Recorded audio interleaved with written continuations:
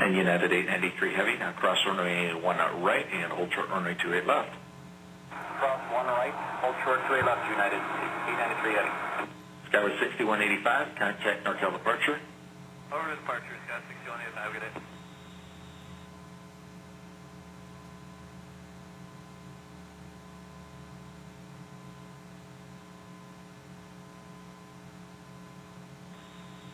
American 1950, contact NorCal departure. Have a good flight. Have a good day.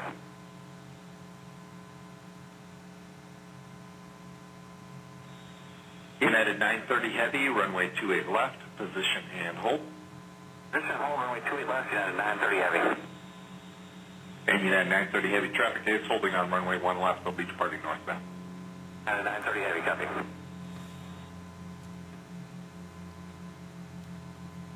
San Francisco Tower, this is 2908 Charlie Alpha, beam San Carlos, Tapatio south of west of the Tapatio Freeway.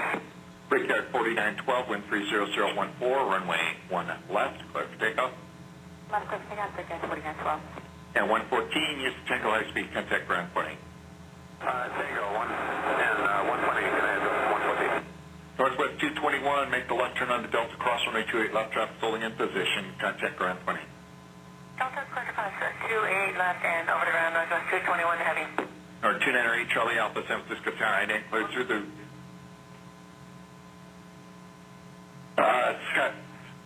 SkyWest 5741, hold.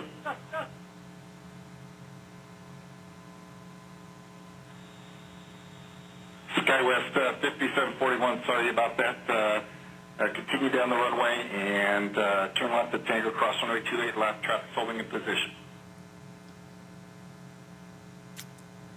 So that's what we call a runway incursion, and that's what we would call a Category A runway incursion.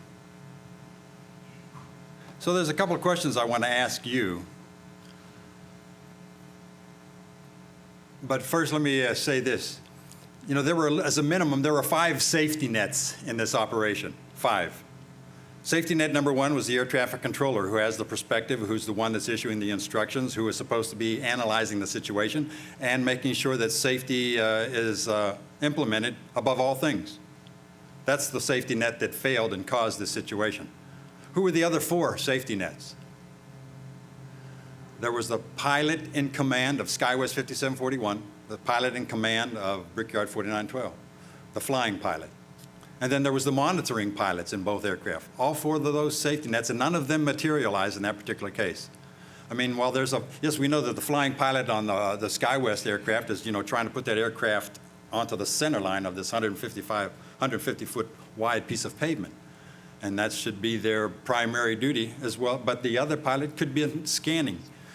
Brickyard 4912, I know I've sat as a passenger in aircraft waiting for takeoff on runway 1 left and 1 right and seen those tight gaps coming in on 28 left, and I said, wow, I hope the guys in the tower are paying attention so that they squeeze me out of here between all of those. And they did it so successfully every time, except for a few, such as this one. So, I mean, the reason safety wind up usually materializing in the system is because everybody's doing their job well, or one of those safety nets detects the mistake that's about to be made and intervenes and nothing takes place. But this time, none of them took place. So the risk was where? All over. The risk was everywhere, and everybody has a role in trying to mitigate it, preventing it. But let me ask you, here's the question. How many times have you been the unexpected call to the air traffic controller? Probably every time. Initial contact is the unexpected call. And you know what? More than 99% of the time, it works out just fine. The air traffic controller absorbs that information, introduces it into their decision-making process, and everything works out fine. But this just happened to be the one time when it just tripped up that air traffic controller. Did he anticipate that? No. Could we have ever anticipated that? No. We never know. Those things that we do on a routine basis that work so successfully over and over and over again, one time could be the short that causes the mistake. We just don't know. We are really strange. You're fearfully and wonderfully made, as one poet says, but you have feet made of clay. You're going to make mistakes your whole life, and you can never anticipate that when that's going to take place. We, air traffic controllers, have prevented more runway incursions than we've ever caused. I can tell you that for sure. We have that advantage of being up above all of this traffic that's moving on the field, and you develop a feel for your traffic, and you can tell, you just get that innate sense when somebody's approaching a hold line or a runway that they were supposed to stop at, that they had probably had their head down and they were about to go across, and we'd reach out there and stop them. We'd bark at them and they'd catch him, and you'd see him bounce on his nose strut. And that's okay. That's how it works. That's how safety is assured. But when we cause them, boy, they can be beauts, that's for sure. Well, look, here's the customer ratio. Who causes the runway incursions? 62% of the runway incursions, almost year after year after year, is caused by a pilot deviation. And this chart happens to be consistent in Europe and Canada and the United States. 19% are operational errors caused by an air traffic controller, and another 19% are caused by vehicles and pedestrians. So as far as the Runway Safety Program Office goes, and those of us that conduct these seminars, we know who our chief audience ought to be. It's the pilot community. We like to spend a lot of time out there face-to-face with and distributing literature that we have prepared to heighten your awareness. This happens to be a breakdown of the runway incursions that took place in one fiscal year from an October 1 to September 30th of 2011.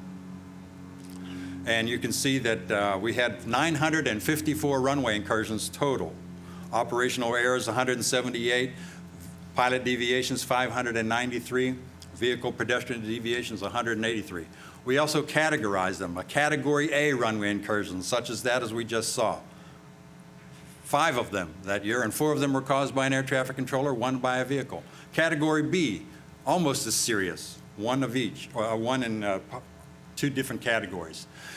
Our mission in the Runway Safety Program is really not to eliminate runway incursions, because then we would be doomed to failure, because as we already established, runway incursions are caused by a human error element, and we can't eradicate that.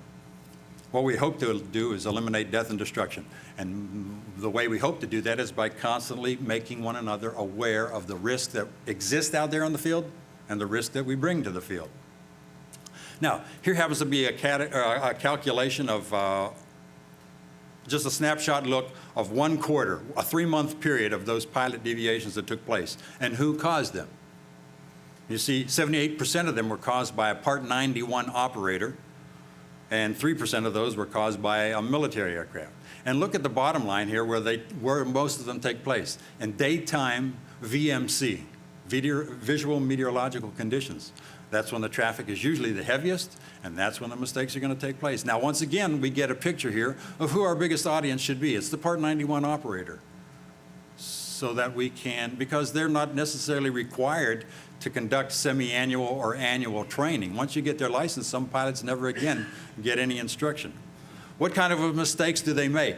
Like I said, there were 9 usual, the mistakes made by pilots usually fall in one of 9 categories, but the top 4 categories always remain these 4 in one order or another.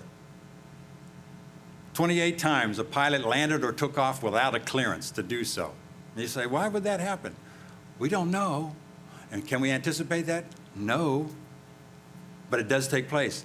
25 times a pilot entered the runway or he crossed the runway without a clearance, and hold short instructions were not required. In other words, I said taxi to runway 26 via Alpha.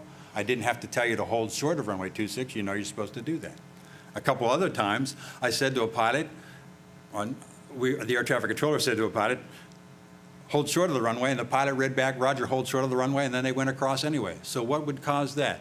Forgetfulness or heads down time? See, these are the things we need to be mindful of, the mistakes that we make. So what is it that causes us to make mistakes as human beings? So my job as an analyst was to try to figure out, well, how does the human mind function? What causes us to make mistakes? And of course, we know that the brain has 2 different hemispheres, and they function totally differently. Let me look at the bottom characteristic in both of these hemispheres. One says safety-minded, and the other hemisphere is risk-taking. I have to tell you this, that an air traffic controller, a good air traffic controller, is a calculated risk-taker. That's one of the things that they do. See, there are so many variables that an air traffic controller has to take into consideration that they have no control over. I might be 2 Cherokee 235s landing on the same runway within a few minutes of one another, and yet one of them is going to turn off in 3,300 feet, the other one's going to take 2,200 feet. We never know. And so can we get an aircraft in the gap for takeoff in between the two of them? You know, those are the variables that we deal with all the time. So an air traffic controller is a calculated risk taker, but not when they first start out. They're into the business of learning how to do the job safely. And then when they become proficient, they know when they can take a reasonable risk. And likewise, you too, as a pilot. There are many things now that you have to focus on while you're learning the job. And then as you've mastered the skill, you can start doing them out of rhythm, instinctively. And yet, so our brain is constantly managing these two hemispheres and using those different sides of the hemisphere. And sometimes one side is dominating over the other. And sometimes it's in the incorrect side of the brain. As an example, I'm driving down the highway at 75 miles an hour in a fairly heavy traffic, and I see this plastic grocery bag wafting around the highway in between all of these automobiles. Now, I have said to myself, based on the fact that what I see, that's probably an empty plastic grocery bag. So it's not going to hurt if it hits me. I need to take no evasive action. But wouldn't you know, as I approach that plastic grocery bag and the other vehicle blows it into my lane and it hits me in the windshield, I ducked. I told myself that it wasn't going to hurt, but why did I do that? Who was in control, my brain or my mind? So we never realized it. And you instrument pilots, you know that you had to learn to disregard the sensations of your body and strictly read instruments. We never know sometimes, even though we have intended to do the right thing, that the right thing isn't executed. So, we are unique individuals, and as you watch all those programs on TV, those crime programs, everybody's talking about DNA, deoxyribose, nucleic acid. It's the very distinctive characteristic that makes you and I different. All of us have it, but each one of us is different. So in order to make the runway safety message a little fresh, because I know that it's been around for so many years and people are getting tiring of it and maybe not listening as closely as they ought to, I said, well, what can I do? Can I couch the runway safety message in a new category? And I called it the DNA of surface safety. And what did DNA stand for in this particular case? I call it deliberate navigation on the airport. That's the DNA of deliberate navigation on the airport. And what does the word deliberate mean? So I looked in the dictionary for a few synonyms, and these synonyms popped up and seemed to be effective. Cautious navigation on the airport. Studied navigation on the airport. Planned and advanced navigation on the airport. Now, when would you do some of these things? Some of these things need to be done while you're actually in the aircraft moving. Some of these things can be done in the ready room before you're moving. And some of these things ought to be done on a regular basis.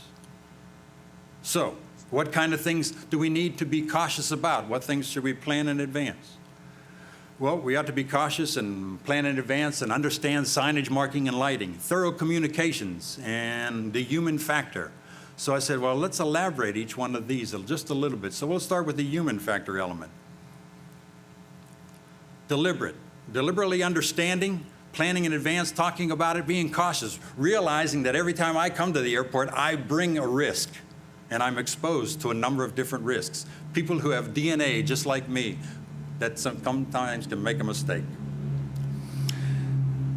There is an irrational belief among many that we can always perform at peak levels. People aren't being honest with themselves if they think that that's true, that you can always perform at peak levels. That's just not true. So, as a safety analyst, as a person who wants to be safe and teach others to be safe, what is it that I can say to you here today? What is it that you can do for yourself to help people to learn to be at their peak at key moments? That's basically what we'd like to do. How do we infuse a new safety consciousness in this particular area called surface operations? So that was my challenge today. What we realized, there's this poor aeronautical decision-making is probably the leading cause of a runway incursion on somebody's part. And this happens to be a definition in either pilot controller glossary or the aeronautical information manual.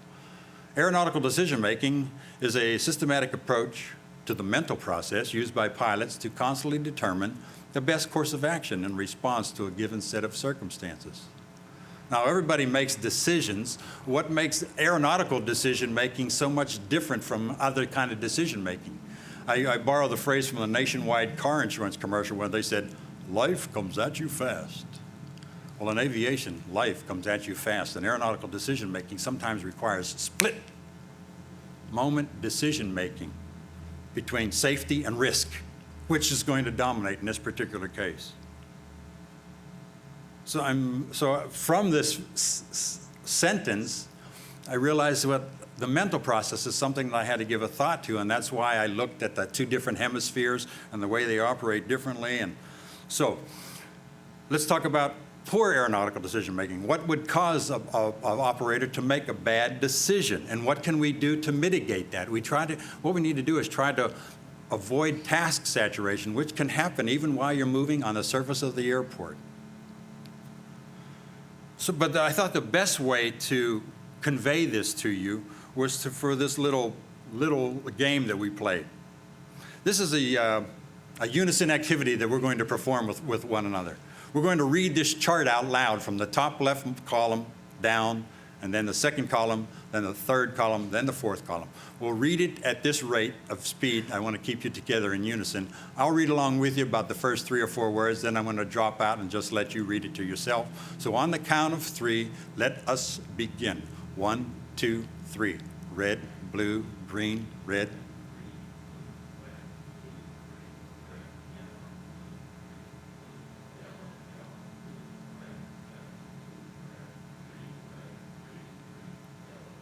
All right, very good. That's a very easy task. But now I'm going to make it a little more difficult.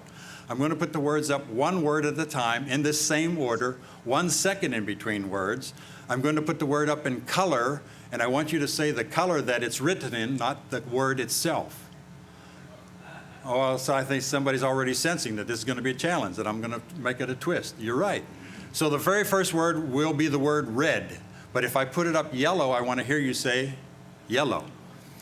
But, you know, it's not always going to happen that way.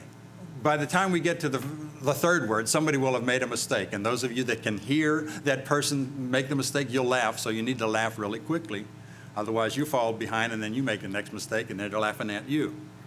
Also, you know, in a rhythmic activity such as this, you know, when you're watching a concert on TV and the cameramen are all focusing on the performers, but every once in a while, they turn the camera around and they focus on the folks in the auditorium. And they always find that one person that has no rhythm, all right? So everybody, all 999 people are clapping on a downbeat with the drummer, except for that one person that has no rhythm. And so you're going to hear, you know, most of the folks around you say red, and a microsecond later, red, blue, blue, green, green. Don't be that person. Just jump right out there, say it as fast as you can, because it's going to be a fast-moving activity, and it will create tension. Experience the tension, and we'll describe it and explain to you how poor aeronautical decision-making can take place. Now, we're only going to use these 4 colors, by the way, red, blue, green, yellow. Projection may sometimes change it a little bit. You know, it's no magenta for those of you who are ground school masters, all right? It's pink. It's not pink, and it's not magenta. There's no purple. So you know what you're going to say, correct? You're going to say the color, 1 second in between words. Are you ready? And begin.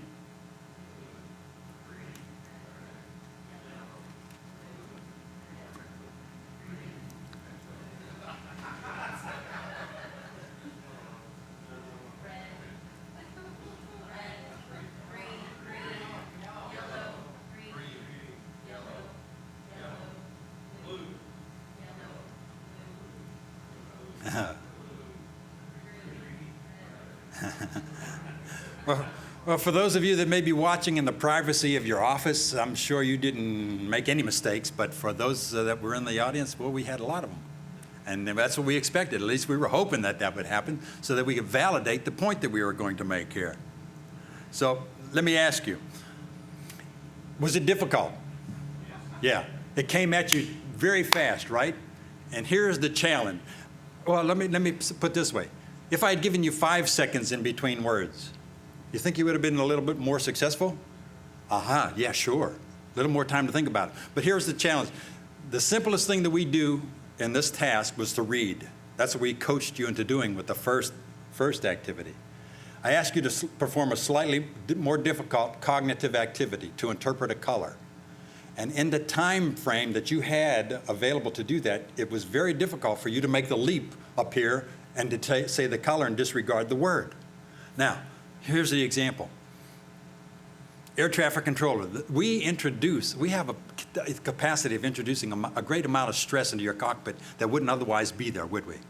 Because from the moment I unkey my microphone and making a transmission from you, I'm expecting you to what? Instantly key the microphone, read it back, and the moment that you unkey the microphone after having read it back, I'm expecting you to what? Do it, right? Sure. All right, so here you are. You're sitting at the middle of a runway waiting to go across, all right? And now we air traffic controllers, we give the highest priority to the aircraft that want to land and take off. Our job is to pound the pavement with arrivals and departures, get maximum occupancy rate out of this runway. And so if all you want to do is go across, we usually get the lowest priority. And I'm sure pilots have sat there for 4, 5 minutes and, said to themselves, golly, Ground, I could have pushed this aircraft across a runway in that gap, and you're just sitting there and forgot all about me. Well, maybe so. Sometimes that we could forget. But our job is to use that runway well. And now, so here you are. You're in a coma, right? Waiting to go across. And now, unexpected, out of the blue, air traffic control says, November 18 Echo, without delay, cross runway 26 left. 18 Echo, roger, crossing 26 left. Did you look at both ends of the runway and the celestial dome, high and low, to make sure nobody was on short final? No. See, that's poor aeronautical decision making, because ultimately you have to make the call. Can I do that? Can my aircraft do that? Does the situation around me permit me to do that? And if the answer to any one of those questions was no, then you're supposed to say unable ground, unable tower, unable approach, unable center. I got to come up with an alternate suggestion. That's law. You're pilot in command. You got to make the decision. But I can push you into making bad decisions. So if you're focusing and majoring on the major and not majoring on a minor, and realizing that I am now in this risk called the airport surface, and there is a whole bunch of other people that could be making mistakes besides me, and I better watch out for all of them. See, you can make a bad decision. So we need to avoid task saturation, focus on the environment that you're in at that particular moment, and let's not make a mistake and cross a runway that we weren't supposed to. That's one of the human factors. Now, there are so many things that we have mastered as individuals, all right? And we don't have to think about doing them. We can do them with muscle memory, even as a pilot, even as an air traffic controller, functioning by rhythm. And so we're quickly distracted by something else. And could be, some people said, you people that live in the Western Hemisphere, you don't have the ability to focus on anything for any great length of time. There's too many things appealing to your senses out there that you never think about anything for any great length of time. In fact, one person says, you are so erratic in your thought process, you never even focus on the present when the present is pleasant. You're always thinking about the future. And in one respect, that's okay as a pilot, right? You're supposed to stay ahead of your aircraft, but we need to focus on the moment. And so one of those things that we can be caught up in is inattention. We're not paying attention to the present environment that we are in and looking out the window when you're moving. And one of those things that we need to do for ourselves to make sure that we compensate for that risk is maintain a sterile cockpit so that we don't make a mistake and do something instinctively. Our aircraft is moving without us actually moving with it. We're thinking of something else. It just happens from that. It's a sterile cockpit, according to advisory circular for the commercial aviator. That means no unnecessary chatter from the time you push off the gate until you reach 10,000 MSL. And no unnecessary chatter from the time you leave MSL and reach the gate. For the general aviation Part 91 small aircraft operator, the same philosophy ought to apply. Sterile cockpit until you reach traffic pattern altitude, or you exit Delta airspace or Charlie airspace, whatever it happens to be. That's one of those things we can do for ourselves to compensate for the natural tendency of called inattention, which can happen at any time, unexpected. So we need to be mindful of that. Preoccupation. Remember when the L-1011 descended into the Everglades west of Miami several decades ago? Everybody probably knows a story that's been in aviation for any length of time, an unsafe gear indication, and so they were preoccupied with either looking through under the floorboards to find out if certain gears were lined up, or finding a light bulb to replace the indication. And somebody accidentally disengaged altitude hold, and the aircraft slowly descended into terrain. They were definitely preoccupied with a detail that needed to be taken care of, but nonetheless, scanning should continue, nonstop scanning. So as you're moving on the surface of the airport, in preparation for flight or the discussion that's taking place, if you're not maintaining a sterile cockpit or other things are taking place that may affect you, we still need to be scanning, especially when you're going across the runway. 3 times in my career, a pilot landed on the opposite end of the runway in a nighttime operation with all the aircraft on final for landing this way and taking off this way, but somebody landed this way. And the reason why they did it is they had a total electrical failure, so the transponder wasn't working, didn't show up on my screen. The lights weren't working, so I couldn't see them against the celestial dome, and the radio wasn't working. They couldn't tell me that that's what they needed to do. So we need to be scanning all the time when we go across the runway. And I know, the motto is trust ATC and verify absolutely everything that they do. If I tell you to line up and wait, make sure the runway is clear. Make sure there's nobody on final. If I say clear for takeoff, make sure there's nobody approaching the runway and about to cross. Those are the things you need to do, non-stop scanning.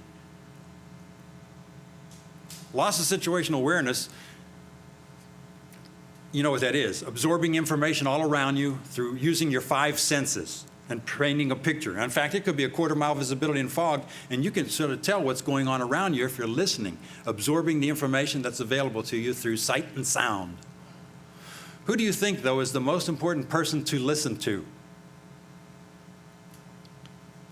I submit to you that the most important person that must be listened to is yourself, because it's more likely that we can speak habitually. I mean, you've probably prided yourself as an experienced aviator to be able to read back what I say to you as quickly as I can say it, because we do speak very rapidly, such as I am speaking right now.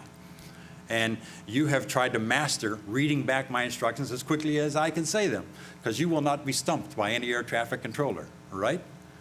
But now, how many times have you said, after you've hung up the microphone or unkeyed, and a moment later said, what are we really supposed to do here? How many, when we showed that one example, we said the pilot acknowledged hold short instructions, but they went across the runway anyway. Wow, why did they do that? Was the head down, or had they just forgotten? We don't know. We don't know. So, all right, perspective memory. Perspective memory means you're intending to do something in the future, but you can't do it right now. You've thought about it, but you're going to do it a little bit later. So that's just, we call that forgetfulness. And what can we do to compensate for forgetfulness? Write down your taxi instructions, then we don't have to worry about it. Disorientation, can you get lost? Are some airports more challenging to taxi on than others? What can you do to help you? Use the airport diagram. And we put them back in the green book, in the back of the green book, the AFD. They're on so many different websites that you can get them. There's no reason why we shouldn't have one. Now, all right, quickly, through communication. We can communicate instinctively. We can communicate thoughtfully. We're not going to spend a whole lot of time on air traffic control phraseology, but look at these critical elements of communication. These are the 3 distinctive elements of effective communication. Which one of these is missing in the environment between me, the air traffic controller, and you, the pilot? Facial, right. And how much does it make up in this communication factor? More than half. Now, I assure you that there's many ways that I can convey to you what my face is looking like when I say certain things to you, can't you? You can probably see the scowl on my face just by the tone of my voice. But nonetheless, I mean, we're not going to spend too much time talking about that. I'm not going to make an excuse for occasional air traffic control belligerents. But nonetheless, we need to realize, well, this is missing, so we need to definitely focus on the other points, the vocal, the verbs that are used, and what we're saying to one another. And the last thing, signage, marking, and lighting. Deliberate, cautious, planned in advance. Now, what are we going to do about this? What are we going to talk about this? Which one of these signs is upside down? Did I catch you by surprise? Sure, you weren't anticipating it.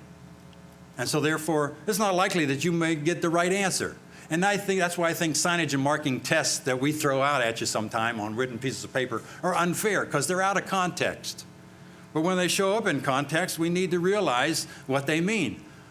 And so we've tried a variety of things to try to simplify it out there to make it clear to you where you are. But how many lines does it take to prevent a runway incursion? Runways are outlined in white, everything else is yellow. We've made enhanced taxiway center lines, we've broadened the hold line. There's 150-foot extra pieces of paint out there just before you reach the hold line. Enhanced taxiway center line. But at 25 knots, you're going to cross over that in about 3.5 seconds. So you only got 3.5 seconds of advance warning that you're coming up on the hold line. But that's what it looks like.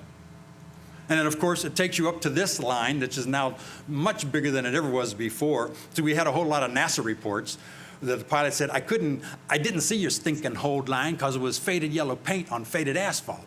So the airports division changed the regulations, and they said, we're going to make those yellow lines 12 inches wide rather than 6.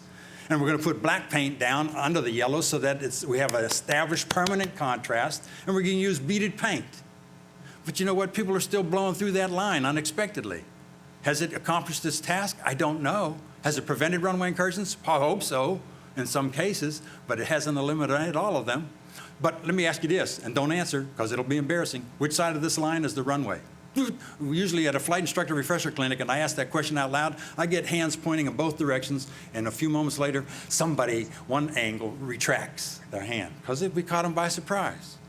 So on the right side of this line, you can remain an intact whole aircraft.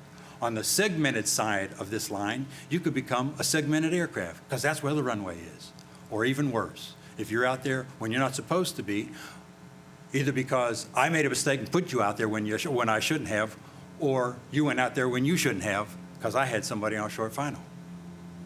And look, here's surface contamination that you got to deal with from time to time. Is it hard to see the hold line? Can you see the hold line?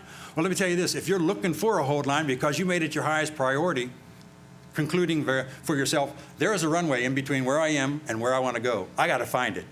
You might see the extra glare that's going across the taxiway, and you'll say to yourself, well, that might be the paint of that hold line. And I wonder if there's a rectangular sign adjacent to it on the left-hand side. And if you're looking for it, you might see it. But if you're not, you can blow right through this. It's a challenge. It definitely is.